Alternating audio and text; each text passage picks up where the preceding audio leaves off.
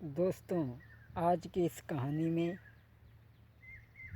राजा को अमृत दान दिया संत रविदास जी ने। एक राज्य में राजा पीपा राज्य करते थे। उनके मन में एक बार ये विचार आया कि मुझे ज्ञान प्राप्त करना चाहिए। किससे प्राप्त करें? किसी ने बताया कि इस समय पर गुरु रविदास जी जो नीची जाति के हैं, वो इस समय बहुत अच्छे मार्गदर्शक बने हुए हैं, उनसे आप ले लो। तो राजा सोचने लगा कि ये नीची जाति के हैं और मैं दिन में जाऊंगा तो लोग क्या सोचेंगे। मौका देखने लगा। एक दिन पूर्णमासी का समय आया तो सारे लोग गांव के नहाने के लिए चले गए बाहर। राजा जब सब चले गए तो संत रविदास जी के घर जाता है और पैर छू कर के कहने लगा, गुरुजी मुझे ज्ञान दो, मैं नाम दान लेने के लिए आया हूँ। संत रविदास जी ने पास में जो पानी रखा था चमड़े वाला, वो उठा करके राजा को दिया। कहा, राजा ये पानी पी जाओ। राजा ने वो पानी लिया और नज़र बचा करके वो पानी अपने कुर्ते पर घेर लिया।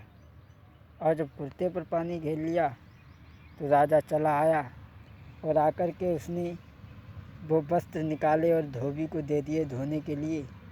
अब धोबी ने वो वस्त्र साफ़ करे, लेकिन वो दाग नहीं साफ़ हुआ तो अपनी लड़की को दे दिया। कहा, बेटी इसे साफ़ कर देना, अच्छी तरीक़ा से दाग न रह जाए, और न साफ़ हो तो उसे मुँह से साफ़ कर देना।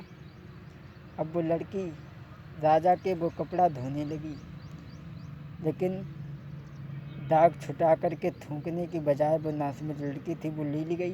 और जब ली गई तब वो ज्ञान की बातें करने लगी। पूरे नगर में ये चर्चा हो गई कि धोबी की लड़की महात्मा बन गई, ज्ञान की बात करती है। राजा को एक खबर मिली।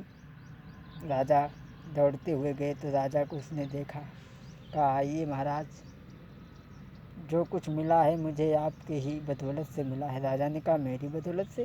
बोले, हाँ, जो तुम्हें गुरु संत रविदास जी ने दिया था चरणामृत, अमृत दिया था, वो अमृत का पानी था, साधारण पानी नहीं था, जिसे तुमने अपने कुर्ते पे घेर लिया और मैंने धोया, मैं ली गई। तो मैं इसलिए ज्ञान की बातें, मुझे जो कुछ मिला है वो तुम्हारी वजह से मिला है। राजा ने जब इतनी बात सुनी तो फौरन भाग खड़े हुए और जाकर के गुरु रविदास के चरणों में जाकर के गिर पड़े। बड़े महाराज मुझे क्षमा करना, फिर से मुझे नाम दान दे दो, अमृत दान। बोले, राजा अब नहीं, पहली बार मैंने देखा था कि तू क्षत्रिय राजा है, मेरे घर चल कर के आया। अब मैं तुम्हें जो दूंगा उसे केवल अनुभव करना, और उस जीवन में ही वो असली आनंद और असली खजाना उसी से तुम्हें मिलेगा। नामदान दिया राजा को और राजा खुशी खुशी घर लौट करके आया। आज भी गुरु ग्रंथ में राजा पीपा के शब्द मौजूद हैं। कहने का मतलब है कि गुरु की बात पे कभी शंका नहीं करना चाहिए और गुरु जो कहता है वो करना चाहिए। गुरु की बात माने तभी बेड़ा पार है। गुरुदेव मेरी नैया उस पार लगा देना, गुरुदेव मेरी नैया उस पार लगा देना। अब तक तो निभाया है, आगे भी निभा देना, गुरुदेव मेरी नैया उस पार लगा देना।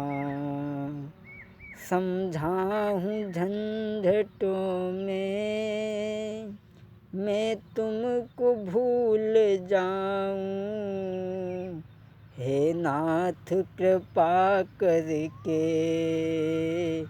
तुम मुझे न भुला देना, गुरुदेव मेरी नैया उस पार लगा देना।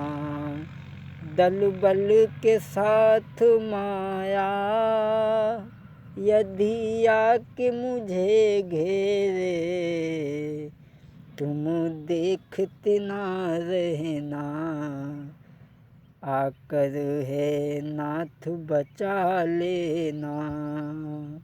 गुरुदेव मेरी नैया उस पार लगा देना। अब तक तो निभाया है, आगे भी निभा देना। बोलिए गुरुदेव भगवान की।